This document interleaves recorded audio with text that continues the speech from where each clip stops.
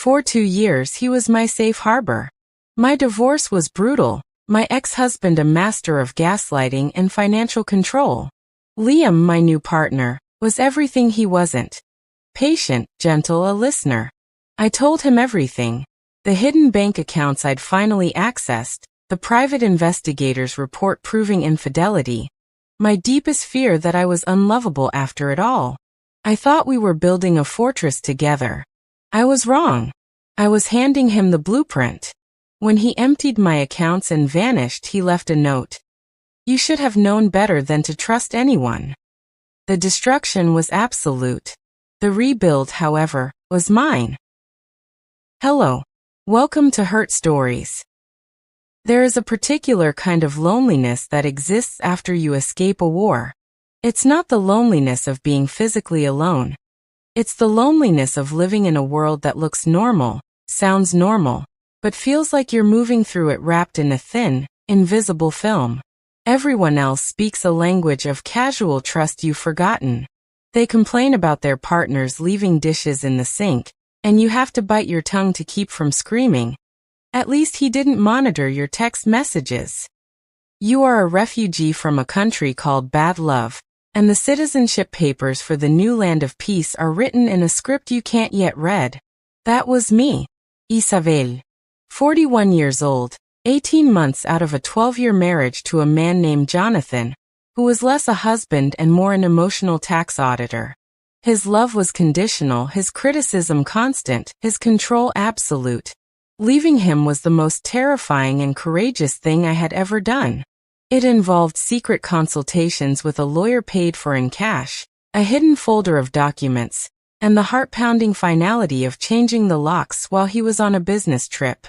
I won my freedom, but I was shell-shocked. My confidence was in ruins. My ability to trust my own judgment was shattered. I had survived, but I was a haunted house. Enter Liam. He appeared in my life like a soft light in a very long, dark tunnel. We met at a community pottery class, something I'd forced myself to do to reconnect with myself. He was there, he said, to get his hands off a keyboard and onto something real.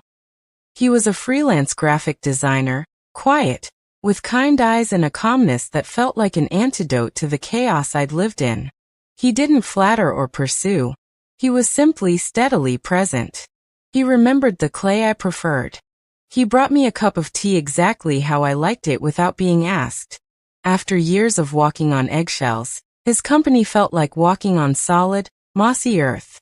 The trust built slowly, and to me, it felt miraculous. I was learning a new language. I told him small things first. I get nervous when people raise their voices. His response: that's completely understandable. We can leave any time you want. I shared bigger things. The way Jonathan had hidden our financial documents. How I'd had to hire a forensic accountant as part of the divorce. Liam listened, his face a mask of empathetic anger. No one should ever make you feel so powerless, he'd say, his hand covering mine. It was a balm. It was validation. It was the oxygen my starved sense of self needed to breathe. He became my confidant, my archivist of pain. I told him about the private investigator I'd hired, the one who'd provided the evidence of Jonathan's long-term affair that finally broke the court's sympathy in my favor. I showed him the photos, not to be vengeful, but to say, this is the depth of the deceit I endured. He held me while I cried. I told him my most shameful secret.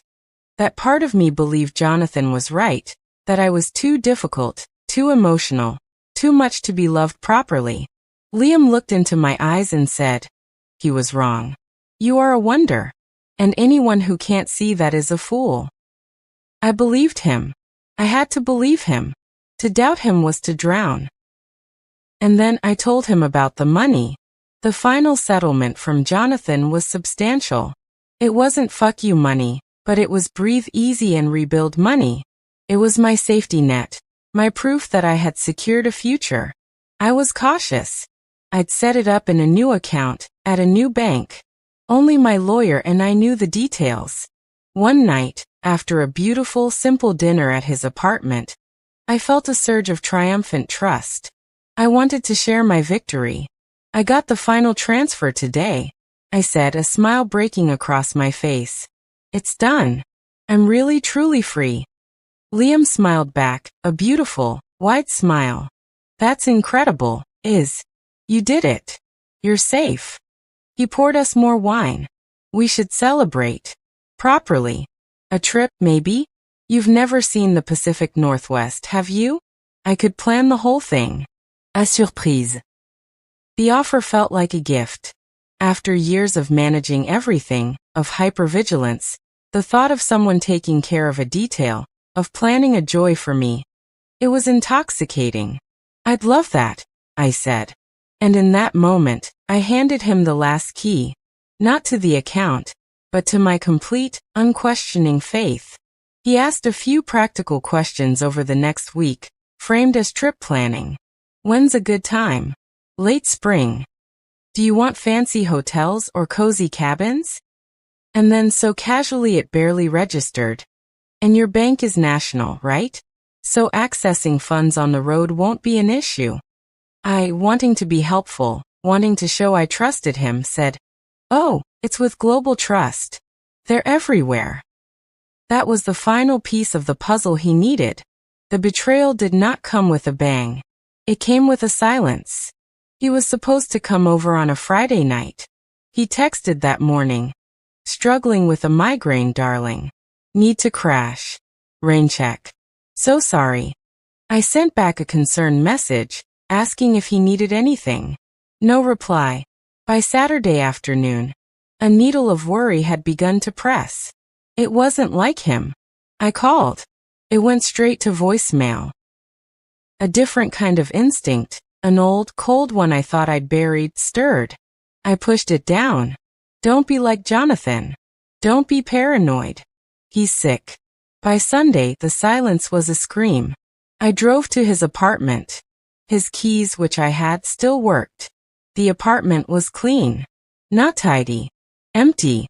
The furniture, which I realized with a sinking feeling had always been sparse and impersonal, was gone.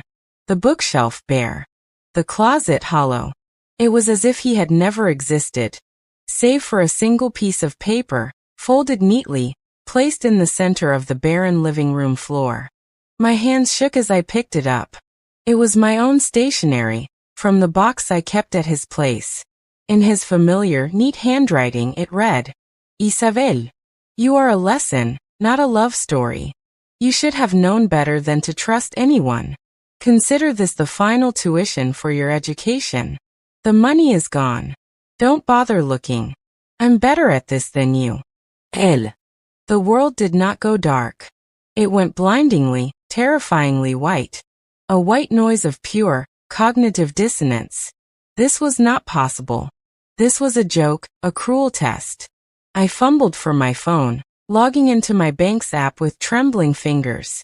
The screen loaded. My checking account, with its modest cushion, was intact. My heart leapt. A mistake, a nightmare. Then I clicked on the savings. The account that held the settlement. The balance was $0. A series of 3 large transfers had been made 2 days prior, draining it completely. The recipient accounts were numbered, anonymous. The memo simply read, "Investment L." I made a sound I didn't recognize, a guttural, animal gasp of total evisceration. I sank to the bare floor, the paper clutched in my hand. He hadn't just stolen my money. He had weaponized my every vulnerability. My fear of being controlled? He gave me the illusion of control. My need for safety? He became my sanctuary. My deepest secret, that I feared I was unlovable. He confirmed it in the most brutal way possible. He had used my own pain as the tools for my destruction. The fortress we built was a cage, and he had locked me in it before setting it on fire. The days that followed were a blur of humiliating, bureaucratic agony. Filing police reports with detectives whose skepticism was palpable. "You gave him your bank info, ma'am?" Enduring the pitying looks at the bank. Calling my lawyer, her fury on my behalf a small, cold comfort. The money was gone. Irretrievable. transferred offshore in a digital heartbeat. Liam, if that was even his name, was a ghost. The financial loss was catastrophic. But it was the psychological annihilation that nearly killed me. He had proven my ex-husband right. He had proven my deepest fears true. I was a fool. I was unlovable. I had trusted my rebuilt self to someone who saw it not as a structure to cherish, but as a facade to demolish. The shame was a physical weight, a leaden X-ray apron I could not remove. I wanted to disappear.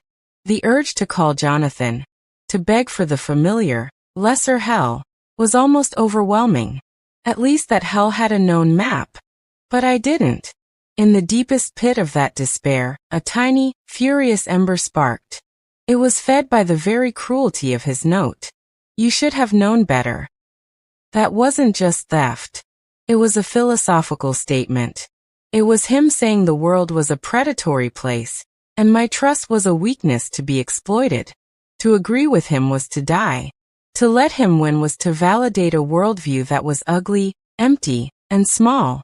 I chose in that moment to defy his thesis. The rebuild was not about getting the money back. That was gone. It was about reclaiming the stolen things he couldn't touch, but had tried to obliterate. My faith in my own judgment, my capacity for trust, my right to define my own story. Phase 1 was forensic. I had to understand the crime scene of my own life. With a therapist specializing in betrayal trauma, I dissected the relationship. Not to blame myself, but to see the patterns. The love bombing, the mirroring of my desires, the calculated vulnerability he displayed to elicit mine. I saw how he'd used my past against me. Every insight I'd given him about Jonathan's tactics became a playbook for his own, more sophisticated con. He wasn't a boyfriend. He was a social engineer. I had been his mark. Separating the crime from my character was the first, essential step. I was not a fool for trusting. I was targeted by a professional. Phase 2 was financial, but on my terms. I got a second job. I sold things. I downsized my apartment. Every penny I earned back was a middle finger to him. I opened new accounts with layers of security no partner would ever need to know about. I made my financial literacy a point of personal pride. I wasn't building a wall. I was building a moat I controlled the drawbridge to. Phase 3 was the reclamation of narrative. I started writing. At first just for me. Then a blog. An anonymous account detailing the experience of being conned, not by a stranger online, but by an intimate partner. The response was deafening. Thousands of messages from women and men with eerily similar stories. The perfect partner who, after learning their secrets, used them to exploit, control, or destroy. I was not alone. My shame, shared, began to dissolve, replaced by a sense of solidarity and purpose. My story gained traction. A journalist from a major publication reached out. We did a careful, sensitive piece. In it, I was Clara, to protect my privacy. The article sparked a conversation about intimate partner fraud and the specific legal gray area it inhabits. I began working with a nonprofit that supports survivors of financial abuse, lending my voice and my hard-won knowledge. And then, a year and a half after he vanished, the universe offered a form of reckoning. Not the kind I expected. I received a forwarded email via the nonprofit. It was from a woman in another state. Her subject line: "Is your Liam my mark?" Her story was my story, with different details but the same blueprint. The patience, the listening, the gentle extraction of secrets followed by financial and emotional devastation. She had a photo. It was him. Older, hair different, but those calm, kind eyes were unmistakable. He'd taken over $80,000 from her, her mother's inheritance. She was a widow. He'd used her grief as the entry point. We connected. We compared notes. We found 2 others. A small, shattered sisterhood. We pooled our information, emails, fake business names, wire transfer details, his modus operandi, and went back to the authorities, Not with one hysterical woman's story, but with a documented, cross-state pattern of predation. It became a case. He was arrested 3 months ago while trying to set up a new identity in Arizona. His real name was Darren. He had a long, quiet history of fraud, but had never been convicted. His victims were too ashamed to press charges, their cases too complex and intimate to easily prosecute. He's awaiting trial. I may never get my money back. He'll likely serve some time, though not enough. That's not the point. The point is this. He told me I should have known better than to trust anyone. He was wrong. The lesson was not to stop trusting. The lesson was to trust differently. To trust my own red flags, the ones I'd silenced in my hunger for peace. To trust that my resilience is non-negotiable. To trust that kindness without boundaries is not kindness, but strategy. He used my secrets to try to destroy me. In the end, those same secrets, when shared with the right people, in the light of day, became the foundation of my unshakable strength. They became my purpose. I am no longer just Isabel, the victim of Liam, or Darren, or whoever he is. I am Isabel, who survived a targeted demolition and used the rubble to build a lighthouse, so that others, lost in that same dark sea of betrayal, might see a beam of light and know. The destruction is never absolute. The blueprint he stole was only for the old you. You get to draft a new one. And this time you hold all the pens. Thanks for listening. If you want to hear more story like this, please like the video and subscribe the channel. Hit the bell icon to get notified.